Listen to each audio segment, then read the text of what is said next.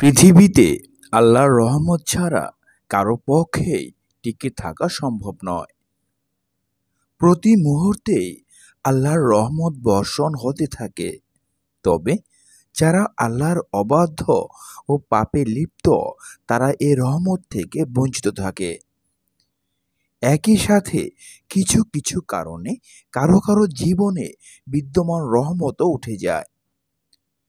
এসব কারণের একটি ইচ্ছাকৃত ফরজ নামাজ ছেড়ে দেওয়া।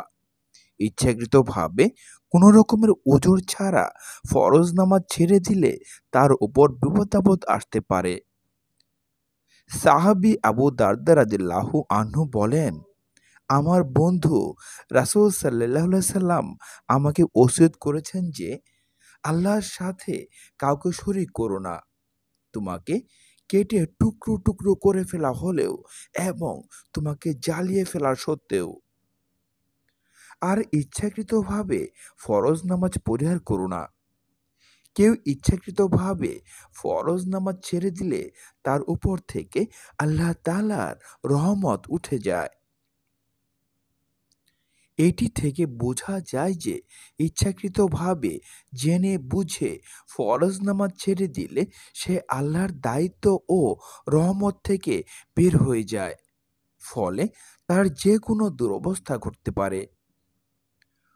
হযরত ইবনে উমর রাদিয়াল্লাহু আনহু থেকে বর্ণিত, তিনি বলেন, একবার নবী করিম সাল্লাল্লাহু আলাইহি সাল্লাম আমাদের কাছে এলেন। অতঃপর বললেন, যারা নিজের ধন সম্পদের যাকাত বন্ধ করে দেবে, তাদের জন্য আসমান থেকে বৃষ্টি বন্ধ রাখা হবে। এমনকি চতুষ্পদ জন্তু না থাকলে আদৌ বৃষ্টি হবে না। ইবনে মাজাহ। দান সদকার সঙ্গে আল্লাহর রহমতের সম্পর্ক অঙ্গাঙ্গিভাবে জড়িত। যে মানুষের প্রতি দয়া করবে না, আল্লাহ তার প্রতি দয়া করবেন না। আর এর কষ্ট ভোগ করতে হয় সবাইকে। আবু দারদা রাদিয়াল্লাহু আনহু থেকে বর্ণিত হাদিসে কুদসিতে রয়েছে, রাসূল সাল্লাল্লাহু আলাইহি সাল্লাম ইরশাদ করেছেন, আল্লাহ তাআলা বলেন, আমি সব সৃষ্টির উপাস্য, আমাকে ছাড়া কোনো উপাস্য নেই। আমি রাজন্যবর্গের অধিপতি, সম্রাটদের সম্রাট। রাজাদের অন্তর আমার নিয়ন্ত্রণাধীন। বান্দাগণ যখন আমার আনুগত্য করে, তখন তাদের রাজা বাদশাহদের অন্তরকে রহমত ও করুণার সমন্বয়ে তাদের দিকে ঘুরিয়ে দেই। আর যখন বান্দারা আমার অবাধ্যতা অবলম্বন করে, তখন রাজা বাদশাহদের অন্তরকে রাগ ও কঠোরতার দিকে ঝুঁকিয়ে দেই, যার ফলে তারা প্রজাদেরকে কঠিন নিপীড়ন আস্বাদন করায়। হযরত আমর ইবনুল আস রাদিয়াল্লাহু আনহু বলেন, আমি নবী করিম সাল্লাল্লাহু আলাইহি সাল্লামকে বলতে শুনেছি, যে জাতির মাঝে ব্যভিচার বিস্তার লাভ করে তাদেরকে দুর্ভিক্ষের মাধ্যমে পাকড়াও করা হয়। হযরত ইবনে মাসউদ রাদিয়াল্লাহু আনহু থেকে বর্ণিত, নবী করিম সাল্লাল্লাহু আলাইহি সাল্লাম বলেছেন, যাদের মাঝে ব্যভিচার ও সুদ বিস্তার লাভ করল, তারা নিজেদের উপর আল্লাহর আযাব নামিয়ে নিল।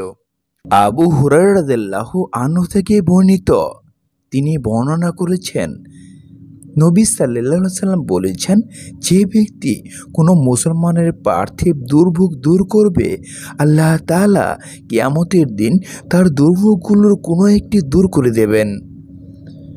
আর যে কোনো ঋণ পরিশোধে অক্ষম ব্যক্তির দায় সহজ করবে, আল্লাহ তাআলা দুনিয়া ও আখিরাতে তার দায় সহজ করবেন। যতক্ষণ পর্যন্ত কোনো ব্যক্তি তার মুসলমান ভাইকে সহযোগিতা করতে থাকে, আল্লাহ তার সাহায্য করতে থাকেন।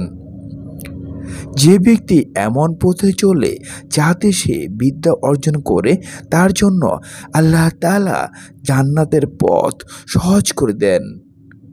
আর যখন কোনো একটি দল আল্লাহর ঘরে একত্র হয়ে আল্লাহর কিতাব পড়ে এবং আপোষে তা অধ্যয়ন করে, তখন তাদের উপর প্রশান্তি ঝরে পড়ে।